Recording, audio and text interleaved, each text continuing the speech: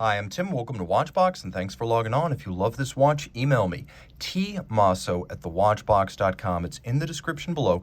Your purchase and pricing email concierge for asking questions about this or any watch you see on any Watchbox platform. Reach out to me directly for pricing. Email tmasso@thewatchbox.com. For 2021, Grand Seiko launched this, the Grand Seiko Spring Drive GMT SBGE 269 from the historically inflected Elegance collection. This watch features a dial that represents Toji, one of the Seki or micro seasons of Japan. This one, the winter solstice. So this is the winter solstice Toji dial. Now the timepiece is 40.2 millimeters in stainless steel. That's the diameter. It's 14.4 millimeters thick, and you can see it is 48.4 millimeters from lug tip to lug tip, and if we include the end links, 52.1 millimeters across the wrist with a 19 millimeter spacing between the lugs. My wrist is 16 centimeters in circumference. You get a sense of how it fits. The case itself is not large, but with the end links, it does span impressively across the wrist. So I would say as outfitted on the bracelet, it'll fit a wrist of 14 centimeters circumference or larger. If you were to put it on a strap, it would fit ideally a wrist down to 13 centimeters circumference. And you can see, although it's not a thin watch, it shouldn't have any issues fitting underneath a sleeve or a cuff. As you can see, Grand Seiko still uses some historical elements of watch design, like spring bar tool holes for your strap tool in the lugs. So if you want to swap out, you can easily do so with your strap tool. The bracelet is a sort of hybrid of a dress and a sports bracelet. You can see it features rolled flanks like a dress bracelet and polished intermediates, but it has a 3-link primary design that's evocative of the Rolex Oyster without actually plagiarizing it. It's an original design, and again, somewhere between dress and sports watch bracelet. Because this is a Grand Seiko bracelet in steel, not titanium, we have removable links fixed by screws, and you can see that we have half links built into the bracelet. We also have a single fold deployant with twin trigger release for security. Rolling back to the case, this case is inspired by the Grand Seiko watches of the 1960s. So from 1960 and the first 3180 forward, we tended to have round cases with rather thin tapered lugs that were distinctly broken out from the case band lines. And so that's what we have here in the Elegance collection. The polishing on the case is the Zaratsu polish that Grand Seiko touts.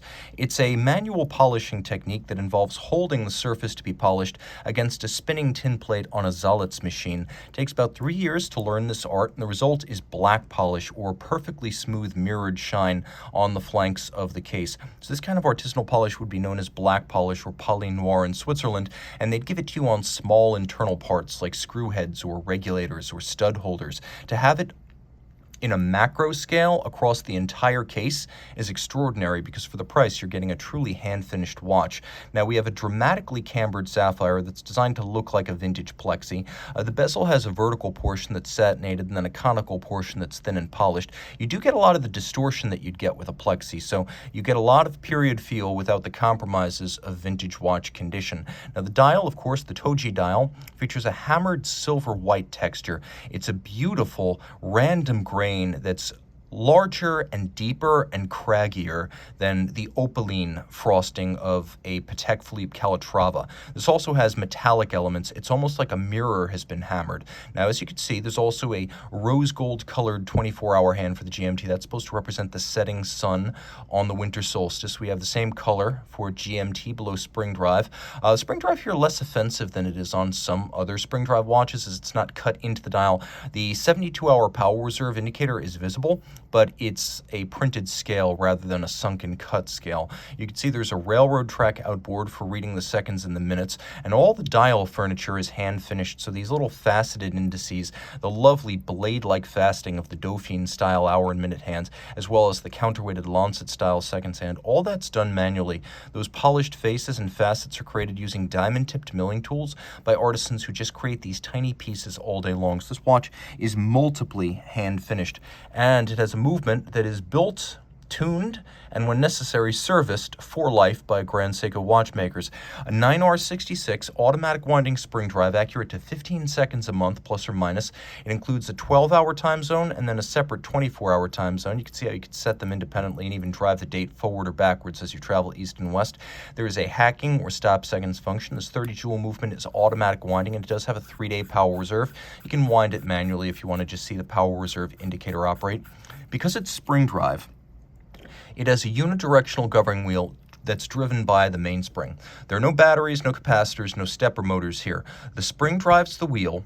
The wheel creates an induced electrical current that wakes up a quartz oscillator that then regulates the electromagnetic feedback to slow and brake the wheel to mete out the power, and that is the regulating organ. The timing organ is the quartz crystal. The regulating organ is the governing wheel and the electromagnetic braking. And the barrel is geared directly to the hands, so it's only the spring that drives the watch. It's the best combination of quartz precision and mechanical soul.